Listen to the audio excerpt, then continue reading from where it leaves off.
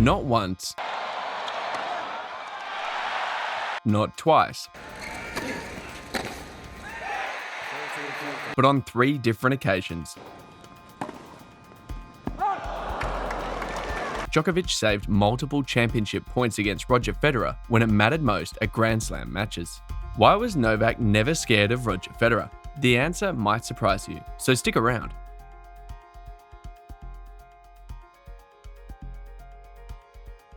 In 2007, a 20-year-old Novak Djokovic blew a total of 7 set points and ended up losing the finals of the US Open in straight sets.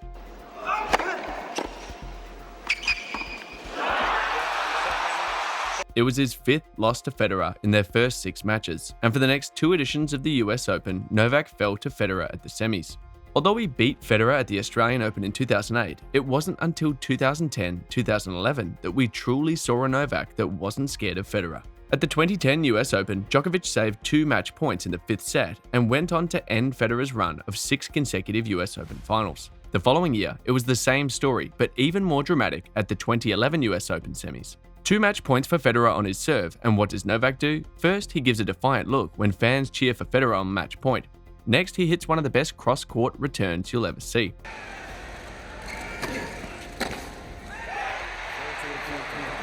Then he gestures to the crowd, letting them know that he isn't going anywhere. After, he cracks a smile before an error from Federer's forehand saves the second match point. Djokovic went on to win the match and the title, and it didn't really get better for Federer after that. The tide had changed, and Novak was now the one getting the upper hand in their rivalry. Djokovic won the 2014, 15, and 19 Wimbledon finals against the Swiss, as well as the 2015 US Open final. Although Federer had some successes against Novak, they often came in the smaller tournaments. He was 1-4 against Novak in Grand Slam finals and 6-11 in their 17 Grand Slam matches. Throughout the last decade, Djokovic wasn't scared of Federer for 3 major reasons.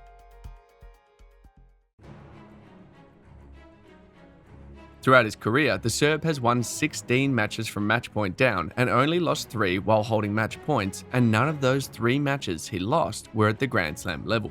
Heading into the 2010s, we saw Novak develop a formidable mentality that the sport hadn't quite seen. Djokovic didn't have many days off when playing against Federer. Rather, he was mostly psyched up, especially due to the fact that he knew that the crowd would most likely be against him and that he had nothing to lose in a sense. Yes, I am, and yes, I was dreaming of this moment for a long time, and really excited, really looking forward to it. I'm going to play against the #1 player of the world, so it's going to be even a bigger challenge for me, but, I'm ready. Djokovic was determined to surpass Federer's tennis legacy and rewrite history. Even on the brink of defeat, Djokovic's self-belief was insane. He never doubted himself for once, even when he was the underdog. He was fearless and willing to become aggressive at critical points, and that proved to be the difference. But apart from his mental game, he also believed he had a superior game and more effective game.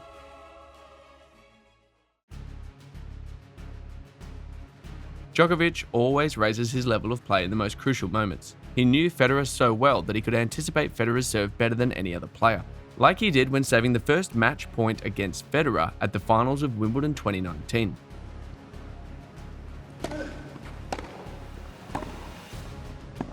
He was able to put Federer under pressure on every point. Also, Djokovic's backhand was much more effective than Federer's. To his credit, the Serb targeted Federer's weaker backhand more often than not when going for broke against the Swiss. Although the Swiss truly had an elegant backhand, it was no match for Novak's when under pressure.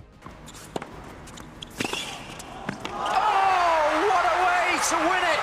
Djokovic seemed more relaxed at times and looked like a man who had no worries even when Federer's game was clearly better.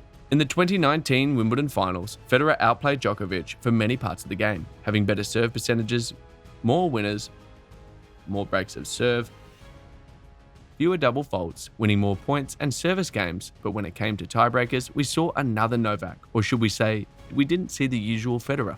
In those 3 tiebreaks at the 2019 Wimbledon, Djokovic did not make any unforced errors, while Federer made a total of 11 unforced errors. At this point, the question may better be rephrased to, why did Federer choke against Djokovic at the most important moments? Was Novak truly getting into Federer's head, as many fans have suggested? Federer's inability to finish off his biggest rivals when he had the chance may be one of the few statistical blights in his career. Before we address the third point, let's briefly look at some aspects of their rivalry.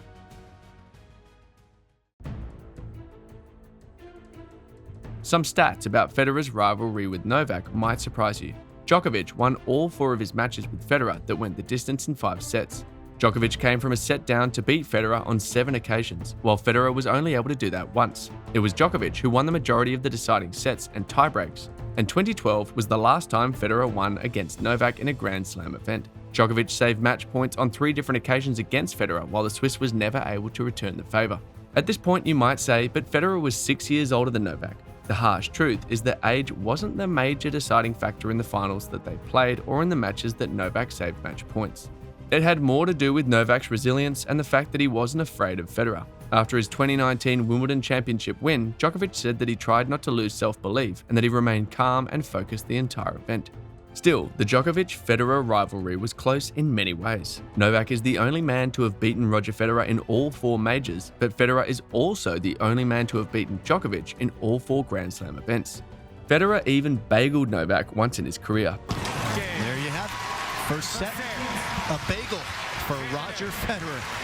Also, it was Federer who ended Novak's 41-match winning streak in 2011 at the French Open semi-finals. Federer won the first 2 sets, while Novak took the 3rd set and was serving for the 4th set until Federer came back to win it all in 4 sets.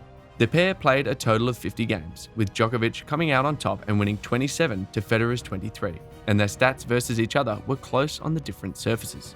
Overall, Federer's record against Novak was anything but poor, but let's digress a little and talk about one thing that might have affected their perception of each other.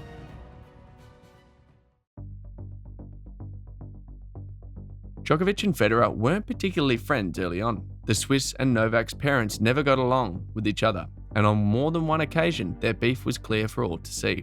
Back in 2006, Serbia played Switzerland at the Davis Cup, and Djokovic was up against Federer's teammate Wawrinka. Djokovic was down 2 sets to 1 and then took a medical timeout, which didn't sit well with Federer. Djokovic came back to win the match in 5 sets. According to Novak's father, Federer attacked his son and branded him a joke for taking continuous medical timeouts and faking injuries during the match. It was something Novak's father never forgot. Fast forward to 2008 when they were playing at Monte Carlo, and Federer had to tell Novak's family to be quiet after Novak had his shot called out.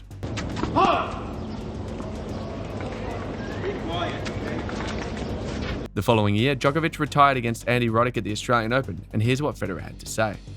Well, I mean, it's happened before, so I mean, it's not the guy who's never given up in his career, you know.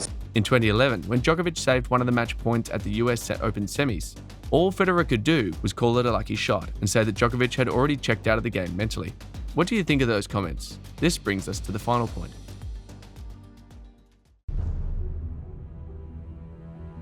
Early on, Federer didn't seem to have enough respect for Djokovic, and that could have propelled the Serb to bring out his best against the Swiss. Even in defeat, Novak seemed to be the more graceful one.